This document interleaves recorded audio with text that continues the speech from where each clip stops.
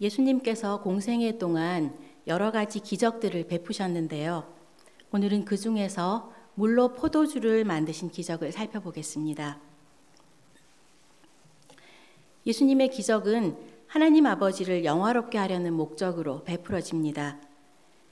예수님의 모든 기사와 이적들은 하나님을 드러내기 위한 것인데요. 예수님이 누구인지를 드러냄으로 해서 하나님을 드러내기 위함입니다. 하나님을 영화롭게 하기 위해서, 하나님의 영광을 위해서 기사와 이적을 행하셨다는 것입니다. 모든 물건은 만들어진 원래의 목적이 있습니다. 그런데 아마 어떤 물건을 원래의 용도가 아닌 다른 용도로 사용하신 적이 있을 겁니다. 예를 들어서 호떡을 종이컵에 담아서 먹는다든지 수건으로 스트레칭을 하는 것처럼 말입니다. 이처럼 물건은 원래의 목적을 벗어나서 임시 방편으로 사용될 수는 있지만 그렇다고 해서 물건의 원래의 목적이 바뀌는 것은 아닙니다. 그렇다면 인간의 존재의 목적은 무엇일까요? 예수 그리스도를 믿는 성도들의 존재의 목적은 무엇일까요? 하나님께서 우리를 구원하시고 자녀 삼아 주신 목적이 무엇일까요? 우리는 너무 자주 우리의 원래의 목적에 대해서 혼동하고 있습니다. 사람들이 가장 자주 하는 질문 중에 하나는 우리는 왜 사는가? 혹은 우리는 왜 존재하는가입니다. 사람들은 이 문제를 가지고 씨름하는데 그 이유는 우리 스스로는 우리의 존재의 목적을 알 수 없기 때문입니다. 우리의 존재의 목적을 아는 길은 우리를 지으신 하나님을 만날 때 알게 됩니다. 내가 누구인지, 내가 왜 살아야 되는지, 무엇을 위해서, 누구를 위해서 살아야 되는지 하나님을 만날 때 알게 되고 하나님의 말씀을 통해서 알게 됩니다. 우리가 예수 믿고 성령을 받음으로 하나님을 만나게 되면 그 모든 질문의 답을 얻을 수 있습니다. 내가 누구인지 알게 되고 내가 누구를 위해서, 무엇을 위해서 살아야 되는지 알게 됩니다.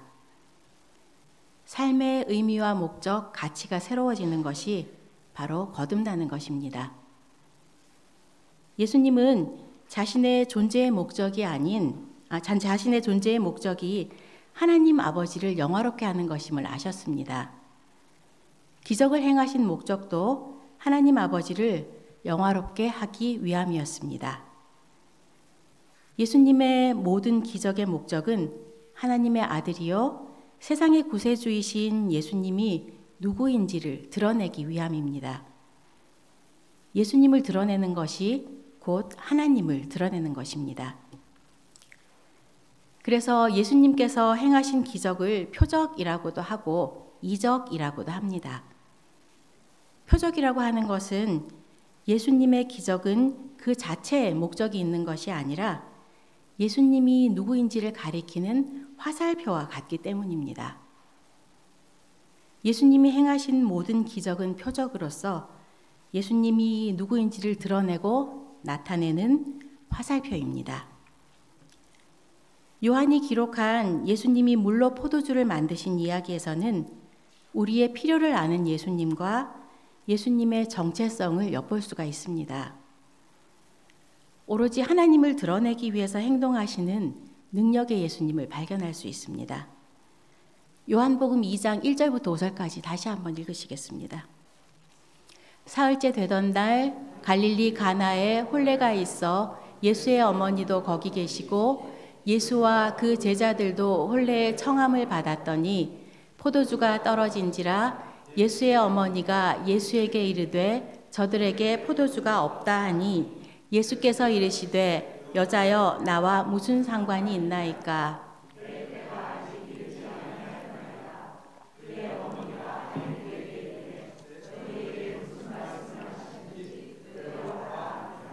아멘. 요한복음 2장은 갈릴리 가나라는 지역의 결혼식에서 있었던 일입니다. 요한복음 1장에서 보면 예수님이 누구인지에 대해서 사람들이 고백하는 장면이 나옵니다.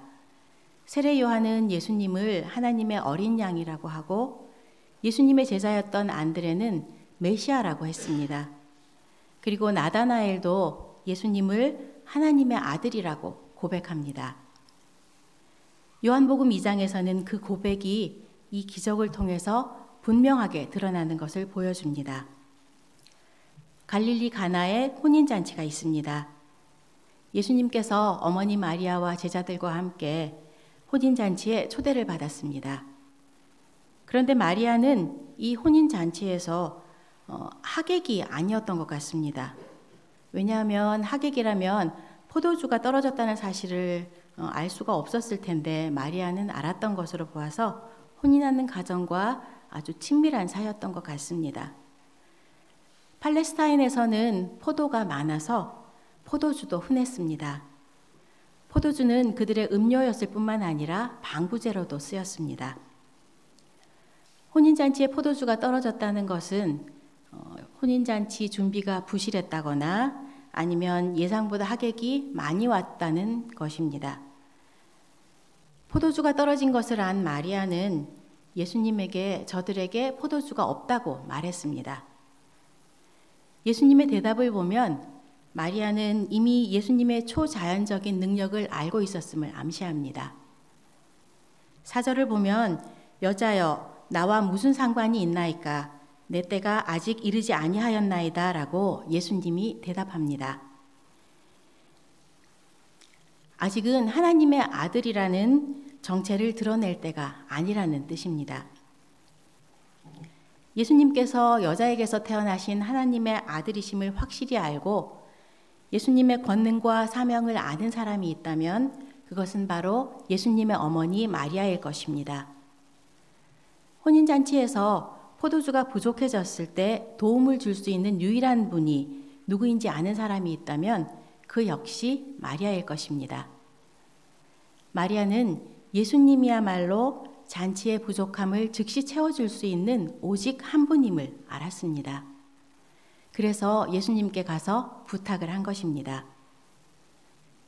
하나님만이 우리의 영육간의 공급자 되심을 믿는다면 우리의 영육간에 필요가 있을 때마다 하나님 앞에 나아가 기도하게 될 것입니다. 하나님 앞에 말씀드리고 하나님을 늘 의지하면서 하나님의 공급하심에 따라 살게 됩니다. 우리가 쌓아놓고 살려고 하면 늘 부족합니다. 그렇지만 공급받으면서 살면 부족함이 없습니다. 그런데 우리는 자꾸 쌓아놓고 살려고 하니까 늘 부족하다고 합니다. 매일매일 필요가 있을 때마다 하나님께 말씀드리고 하나님의 공급하심을 따라서 산다면 늘 풍성함이 넘치는 삶을 살게 될 것입니다. 예수님의 어머니 마리아는 믿음이 충만한 성숙한 여인이었습니다. 그렇지만 마치 어린아이처럼 예수님께 청했습니다. 원래 어린아이는 필요한 것이 있으면 당연히 부모가 채워줄 줄 알고 청하는 법이잖아요. 그런데 이 혼인잔치에서는 어머니가 아들에게 와서 필요를 말했습니다. 어머니가 아들의 신적 능력과 권세를 알아보았다는 것입니다. 마리아는 예수님께 무엇이 부족한지 말만 하고 처분을 맡겼습니다. 아들에게 포도주를 좀 더 사오라고 돈을 주지도 않았고 해법을 제시하지도 않았습니다. 그저 마음속의 염려를 말하고 주변에 있던 하인들에게 예수님이 무엇을 말씀하시든지 그대로 하라고 지시했을 뿐입니다. 포도주가 부족하다는 사실이 예수님의 정체나 능력이나 사명에 영향을 미칠 일은 없었지만 마리아와 하객들의 필요가 예수님의 마음을 움직였습니다. 예수님께서 사랑하시는 이가 예수님께 필요한 것을 청했기 때문입니다. 마리아처럼 우리도 스스로 해결할 수 없는 문제들로 어려움에 처할 때가 있습니다. 그럴 때 우리도 마리아가 그랬던 것처럼 예수님께 나아가 우리의 필요를 말씀드림으로 우리의 필요를 그분께 맡겨드립니다. 그런데 문제를 해결할 때 난 이걸 원합니다 라고 이렇게 우리가 다 정해놓고 말씀드리고 나서 우리 생각이나 뜻대로 해주지 않는다고 원망하고 불평하거나 낙심하고 섭섭해하지는 않으셨는지요? 많은 성도들이 기도할 때 우리 필요를 아뢰고 하나님의 것을 하나님의 방법대로 하나님의 때에 하나님이 채워주실 것을 믿고 말씀드리는 게 아니라 우리가 때도 정하고 우리가 원하는 방법도 정하고 우리가 원하는 것을 다 정해놓고 말씀드릴 때가 많이 있습니다. 그래놓고 우리 생각이나 우리 뜻대로 우리 욕심대로 해주지 않는다고 원망하고 불평하고 낙심합니다. 그런데 마리아는 그렇게 하지 않았습니다. 예수님께 말씀드리고 나서 그 처분을 예수님께 맡겨드렸습니다. 그게 믿음입니다. 무슨 일을 만나든지 담대하게 하나님 앞에 나아가 필요를 말씀드리십시오. 히브리서 기자는 우리를 이렇게 격려합니다. 히브리서 4장 16절 같이 읽으시겠습니다. 그러므로 우리는 긍휼하심을 받고 때를 따라 돕는 은혜를 얻기 위하여 은혜의 보좌 앞에 담대히 나아갈 것이니라. 아멘. 우리가 하나님의 응답의 확신을 가지고 보좌 앞에 나아가는 것은 우리가 그럴 만한 사람이거나 착한 행실이 있거나 우리가 자격이 있기 때문이 아니라는 것입니다. 하나님이 자비로우시며 은혜로우시며 우리를 돕기에 능하신 분이기 때문에 라는 겁니다. 하나님이야말로 우리의 아버지시기 때문에 우리가 그 앞에 나갈 수 있습니다. 하나님은 그 자녀에게 필요한 것은 꼭 주시는 분입니다. 예수님께 포도주가 떨어졌다고 말한 뒤 마리아는 예수님이 하시는 일을 쫓아다니거나 점검하지 않았습니다.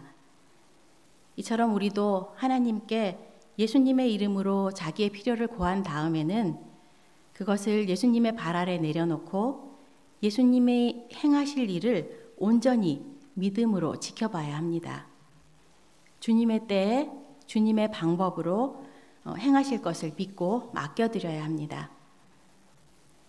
우리가 하나님 앞에 필요를 구하는데 어려움을 느끼고 있다면 그 이유가 첫 번째로는 자꾸 우리 안에서 하나님 앞에 나갈 수 있는 자격을 찾으려고 하기 때문일 것입니다. 나 같은 것이 어떻게 그렇게 기도할 수 있겠어? 나 같은 것이 어떻게 그걸 구할 수 있겠어? 자꾸 우리 안에서 자격을 찾으려고 하기 때문에 하나님 앞에 필요를 구하는데 어려움을 느낄 것입니다. 그리고 두 번째 이유는 하나님만이 우리의 모든 영육 간의 필요를 채우시는 궁극적인 공급자 되심을 믿지 못하기 때문에 다시 말하면 믿음이 없어서 하나님 앞에 구하는데 어려움을 느낍니다. 그런데 하나님께서 우리에게 응답하시는 이유는 그분이 우리 아버지시기 때문에 우리를 사랑하시기 때문에입니다. 또 우리가 기도하면 응답하겠다고 약속하셨기 때문에 구하라 그러면 주시겠다고 약속하셨기 때문에 그리고 우리가 하나님 앞에 기쁨이 되기 때문에 응답하시는 것입니다. 그러므로 담대하게 하나님의 보좌 앞에 나아가시기 바랍니다. 예수님의 기적의 두 번째 목적은 예수님이 누구인지를 드러내기 위함입니다. 예수님은 아주 오랫동안 하나님의 백성에게 악영향을 미쳐온 유대 지도자들의 거짓된 가르침을 바로잡기 위해 오셨습니다. 당시의 유대 지도자들은 자신들의 의로운 행위로 말미암아 하나님께 나아갈 수 있고 거룩하게 될 수 있다고 가르쳤습니다. 예수님은 율법으로 말미암아 겉으로 드러나는 의가 하나님의 의와는 아무런 상관이 없다는 진리를 가르쳐 주셨습니다. 예수님은 지극히 높으신 하나님의 아들로 기적을 통해서 자신의 고귀한 정체를 드러내셨는데 그 기적들은 유대 지도자들과는 극명하게 달랐습니다. 유대의 지도자들은 늘 율법을 잣대로 들이대면서 사람을 비판하고 판단하고 정죄하고 심판했습니다. 그런데 예수님은 기적을 통해서 병든 자를 고치시고 귀신 들린 자를 자유케 하시고 힘든 자들에게, 가난한 자들에게 복음을 주시고 죽은 자를 살리시고 죄를 사하셨습니다. 그래서 하나님의 아들인 그 정체를 드러내셨습니다. 하나님은 예수님께서 기적을 통해서 자신의 정체를 스스로 드러낼 수 있도록 능력을 부어주셨습니다. 사도행전 2장 22절을 보면 하나님께서 나사렛 예수로 큰 권능과 기사와 표적을 너희 가운데 베푸사 너희 앞에서 그를 증언하셨느니라고 했습니다. 하나님이 성령으로 능력을 부어주셔서 하나님의 선한 일, 하나님의 뜻을 이루실 수 있도록 했다는 것입니다. 요한복음 2장 6절부터 10절입니다. 같이 읽으시겠습니다. 거기에 유대인의 정결 예식을 따라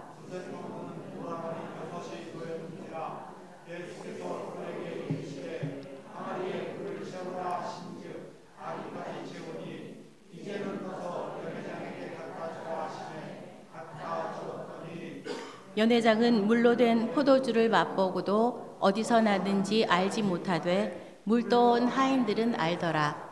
연회장이 신랑을 불러 말하되 사람마다 먼저 좋은 포도주를 내고 취한 후에 낮은 것을 내거늘 그대는 지금까지 좋은 포도주를 두었도다 하니라. 아멘.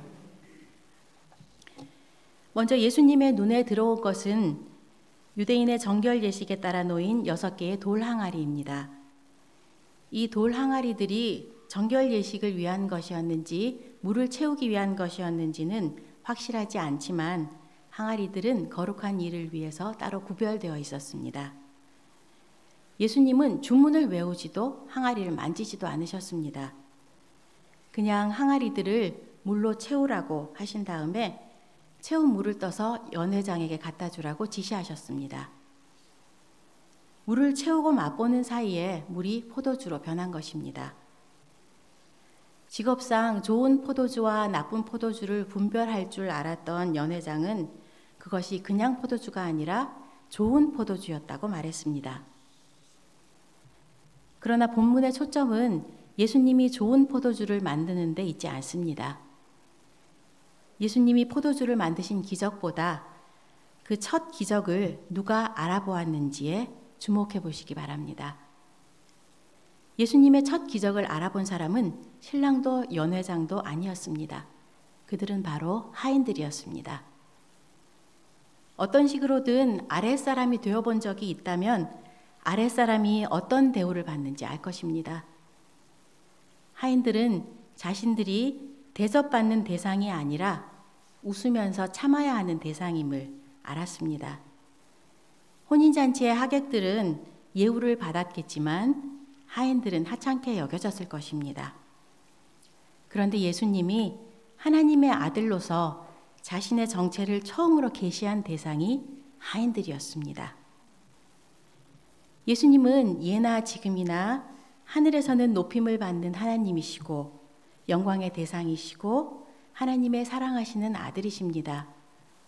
그렇지만 땅에서는 고난받는 종이고 겸손하고 온유한 분이십니다. 또한 예수님은 자기가 누구인지를 알아보는 자를 스스로 결정하셨습니다. 누가복음 10장 22절 같이 읽으시겠습니다. 내 아버지께서 모든 것을 내게 주셨으니 아버지 외에는 아들이 누구인지 아는 자가 없고 아들과 또 아들의 소원대로 계시를 받은 자 외에는 아버지가 누구인지 아는 자가 없나이다 하시고 아멘. 이 말은 예수님이 누구인지를 알려줄 자를 스스로 정하는 분이시라는 것입니다. 우리로 예수님 앞에 나오게 하시고 하나님을 알고 믿게 하시는 것이 오로지 하나님의 주권적인 은혜의 역사라는 것입니다. 예수님의 지상 사역 중 첫 기적을 행하였을 때 오로지 하인들과 제자들만이 기적을 알았는데요. 이제는 우리도 그 기적을 압니다. 세 번째로 예수님의 기적의 목적은 영광을 드러내고 믿음을 굳게 하기 위함입니다.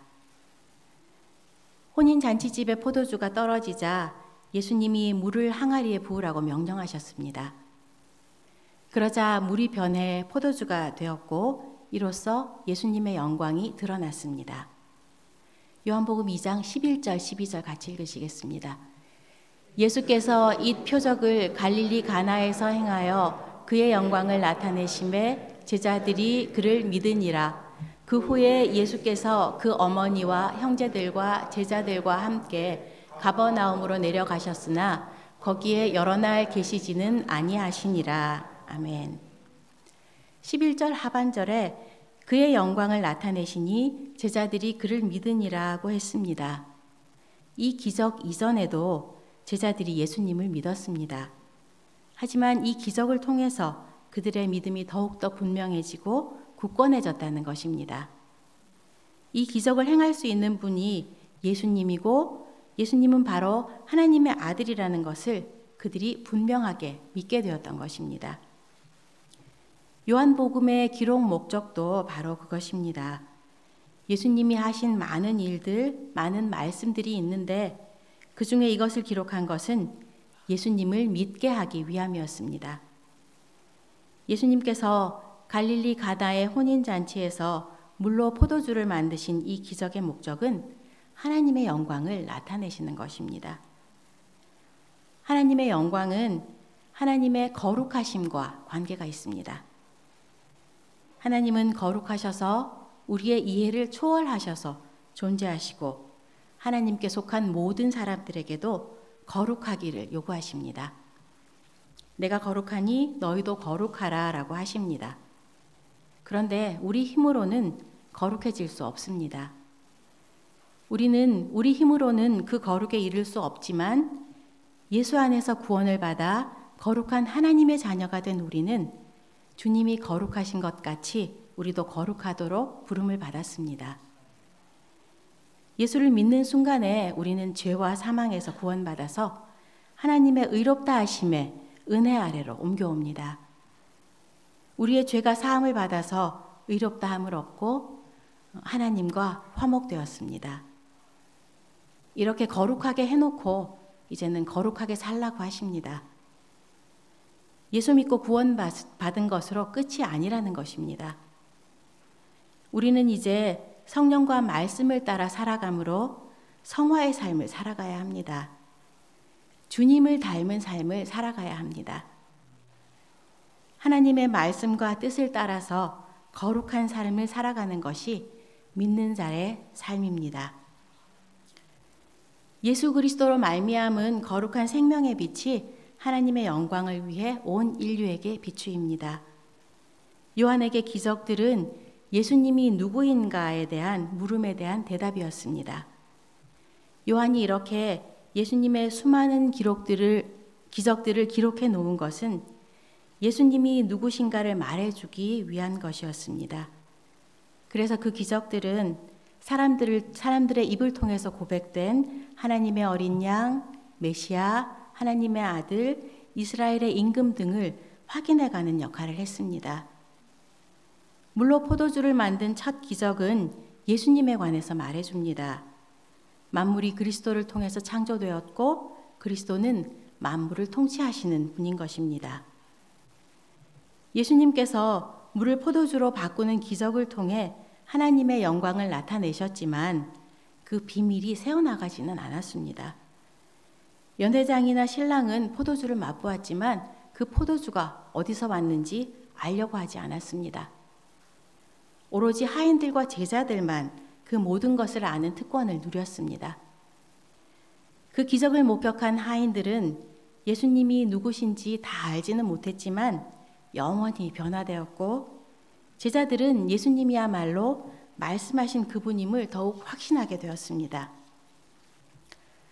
물이 포도주로 변한 것처럼 예수님만이 우리의 존재와 삶을 근본적으로 바꿔주실 수 있는 분입니다.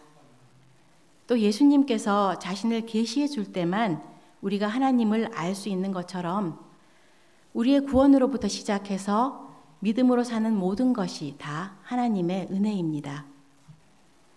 어떤 분들은 입술로는 하나님의 뜻과 영광을 말하지만 하나님이 자신을 위해서 존재하시는 것처럼 착각하고 사시는 분들도 있습니다. 우리 존재의 목적은 예수님께서 하나님의 말씀과 뜻을 따라 살아감으로 하나님을 영화롭게 하는, 예수님처럼 하나님의 말씀과 뜻을 따라 살아감으로 하나님을 영화롭게 하는 데 있습니다. 하나님의 영광을 드러내는데 우리의 존재의 목적이 있다는 사실을 잊지 말고 그 삶을 사는 저와 여러분들이 다 되시길 바랍니다. 기도하시겠습니다.